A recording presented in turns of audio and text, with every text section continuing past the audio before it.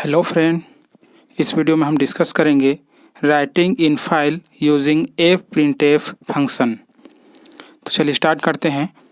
The F print F function is used to write formatted data into the file. ठीक है, मतलब जो F print function होता है वो फॉर्मेटेड डेटा को फाइल में राइट करने के लिए उपयोग किया जाता है। ठीक है, अब ये फॉर्मेटेड डेटा क्या है? फॉर्मेटेड डेटा मतलब ऐसा डेटा जिसका एक निश्चित फॉर्मेट होगा। ठीक है, जैसे हम प्रिंट एफ फंक्शन यूज़ करते हैं। ठीक है, तो उसमें हम कहना चाहिए स्ट्रिंग भी पास कर सकते हैं, है ना, आउटपुट करा सकते हैं स्क्रीन पे, है ना। उसके बाद आपका कहना चाहिए नंबर्स भी पास करा सकते हैं। ठीक है, तो उसका एक निश्चित फॉर्मेट होता है। ठीक है, चलिए उसके बाद जो आपका एफ प्रिंट एफ फंक्शन है वो प्रिंट एफ फंक्शन के ही समान होता है। डिफरेंस ये होता है कि एफ प्रिंट एफ फंक्शन में एक अतिरिक्त आर्गूमेंट्स पास किए जाते हैं जिसको हम फाइल पॉइंटर कहते हैं। ठीक है, बाकी का सिंटेक्स सेम रहता है दोनों का। ठीक है,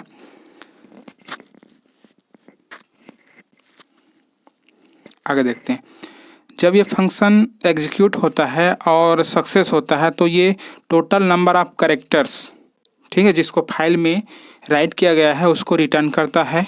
ठीक है, अगर एरर आती है तो वहाँ पे फिर एंड ऑफ फाइल क्या करता है, रिटर्न करता है। ठीक है,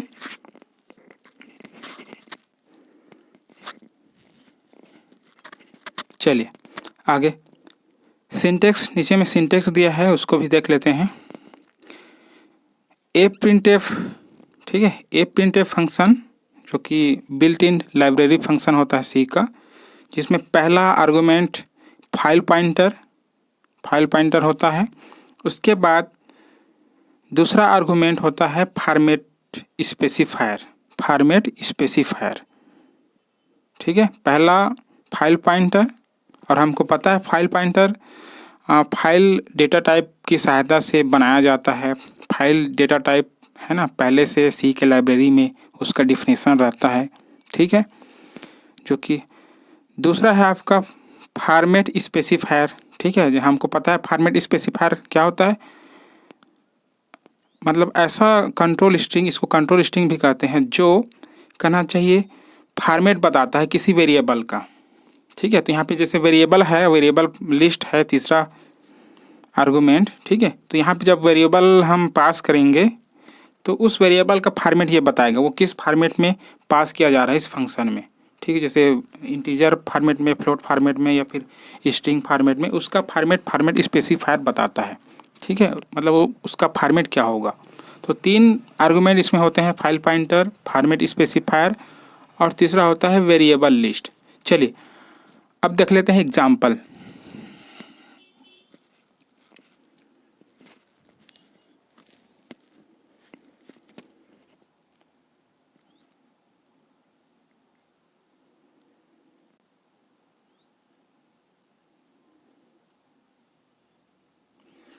एफ प्रिंट एफ, थोड़ा सा इसको ऊपर, एफ प्रिंट एफ आपका stdio हेडर फाइल में इसका डिक्लेरेशन और डिफिनेशन रहता है। ठीक है, पहला आर्गुमेंट हम इसमें पास करते हैं फाइल पॉइंटर fp। ठीक है, उसके बाद इस कोटेशन के अंदर में, ठीक है, हम कहना चाहिए कंट्रोल स्ट्रिंग, जिसको हम फॉर्मेट स्पेसिफायर कहते हैं, है ना, जो किसी वेरिएबल के या फिर जो डेटा जिसको पास किया जा रहा है उसका फॉर्मेट ये बताने का काम करता है फॉर्मेट स्पेसिफायर, जिसको हम कंट्रोल स्ट्रिंग भी कहते हैं। ठीक है, तो इस कोटेशन के अंदर आप कोई स्ट्रिंग भी पास कर सकते हैं। ठीक है, और फॉर्मेट स्पेसिफायर भी पास करा सकते हैं, जैसे हम सिंपल प्रिंट एफ फंक्शन में करते हैं उसी प्रकार। जैसे मैं यहाँ पे लिखा हूँ सम ऑफ %d। ठीक है, मतलब ये इंटीजर, एंड %d वो भी इंटीजर। ठीक है, is %d।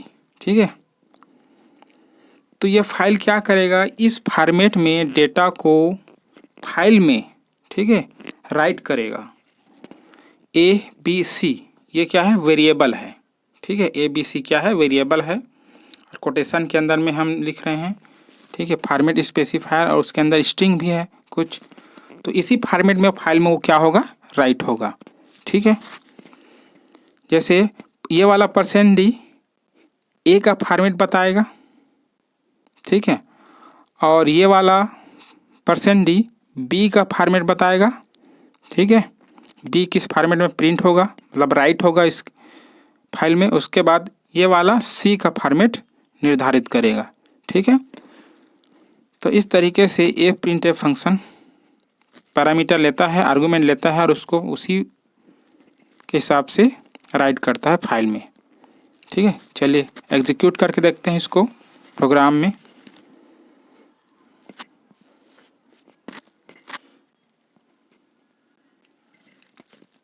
Header file has include stdio.h।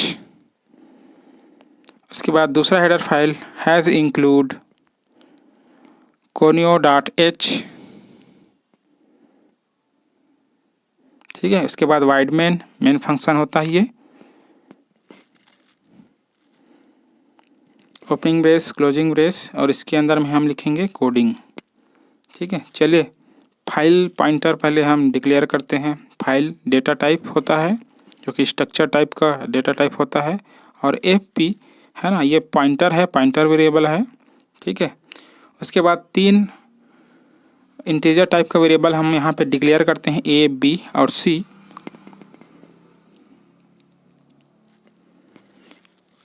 उसके बाद fp है ना, fp जो फाइल पॉइंटर है उसमें हम असाइन करेंगे। ठीक है, एफ ओपन फंक्शन जो वैल्यू जो एड्रेस रिटर्न करेगा उसको। ठीक है, चलिए, और एफ ओपन हमको पता है 2 आर्गुमेंट लेता है स्ट्रिंग फॉर्म में। पहला है फाइल नेम, और यहाँ पे फाइल नेम में मैं f3.txt दे रहा हूँ। ठीक है, ये नया फाइल वहाँ पे क्रिएट होगा। ठीक है, अगर डिस्क में नहीं होगा तो, अगर होगा तो उसी को ओपन करेगा। ठीक है, और w, ठीक है, w देंगे तो फाइल को राइट मोड में ओपन करेगा। अगर पहले से बना है तो, नहीं बना तो उसको क्रिएट करके ओपन करेगा।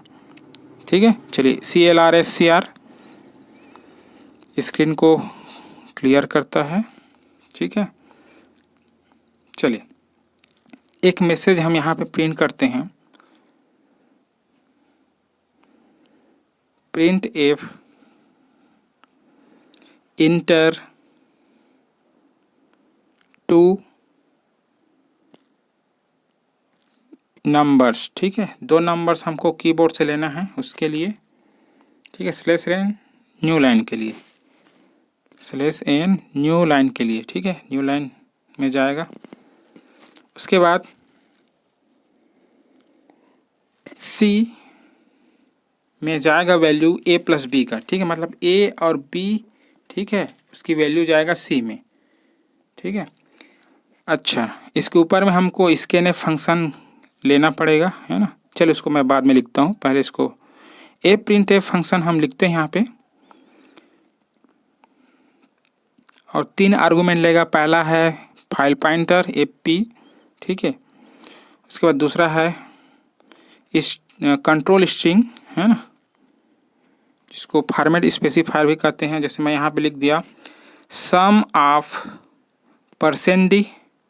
ठीक है, तो %d क्या है, आपका कंट्रोल स्ट्रिंग है, और सम ऑफ क्या है, केवल स्ट्रिंग है, एंड %d। ठीक है, तो %d क्या है आपका फॉर्मेट स्पेसिफायर इज %d। ठीक है, कामा a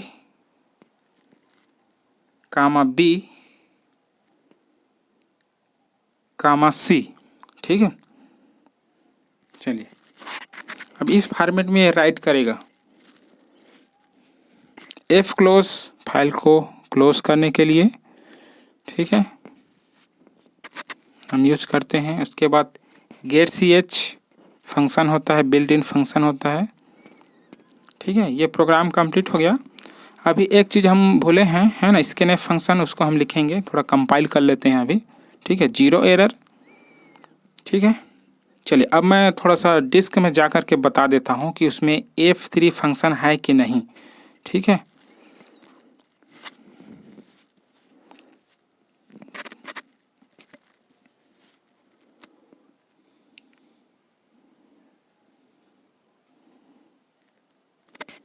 ये देखिए यहाँ पे मैं पहले रिफ्रेश कर लेता हूँ इसको एक बार, ठीक है। अब यहाँ पे सर्च करते हैं F3 फंक्शन है कि नहीं है ना। ये देखो F1 है, ठीक है। ये देखो F1 और F2 दो फाइल है, ठीक है।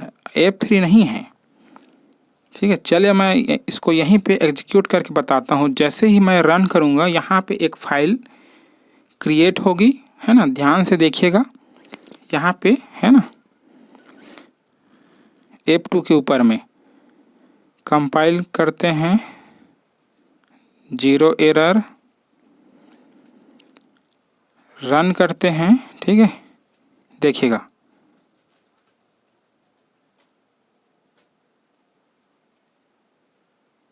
ये देखिए F2 के ऊपर में f3.txt फाइल बन चुकी है, ठीक है।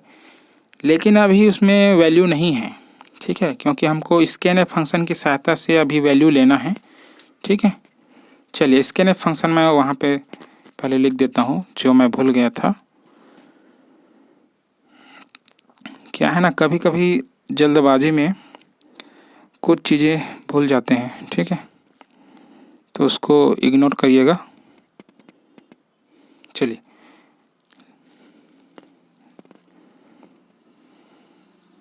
रन करते हैं एक बार फिर से, ठीक है। ये वैल्यू नहीं लेगा क्योंकि स्कैनएफ फंक्शन हम नहीं लिखे हैं। चलिए स्कैनएफ फंक्शन हम यहाँ पे लिखते हैं,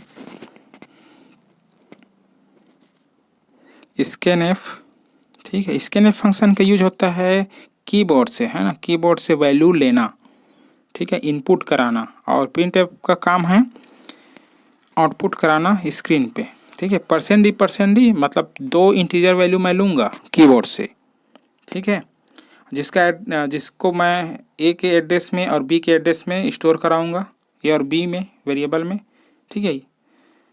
रन करते हैं, अब प्रोग्राम बन गया है कंप्लीट, ठीक है। अब वैल्यू हम यहाँ से इनपुट कराएंगे, जैसे मैं 10 करा दिया, उसके बाद दूसरा 20, ठीक है। अब ये वैल्यू जाके, है ना, जिस फॉर्मेट में हम printf फंक्शन यूज किए हैं उसी फॉर्मेट में क्या होगा, राइट होगा फाइल में। चलिए जाके देखते हैं, ठीक है। ये देखिए F3 मैं ओपन करता हूँ इसको, ठीक है।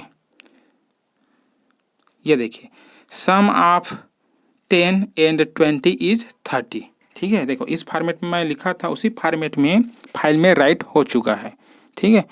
तो इस तरीके से printf फंक्शन का उपयोग फाइल में डेटा को, फॉर्मेटेड डेटा को राइट करने के लिए किया जाता है, ठीक है। लेक्चर अच्छा लगा तो लाइक करें, अपने दोस्तों को शेयर करें, कुछ प्रॉब्लम होगा तो कमेंट करें और मेरे चैनल को सब्सक्राइब करें, ठीक है। Okay, thank you.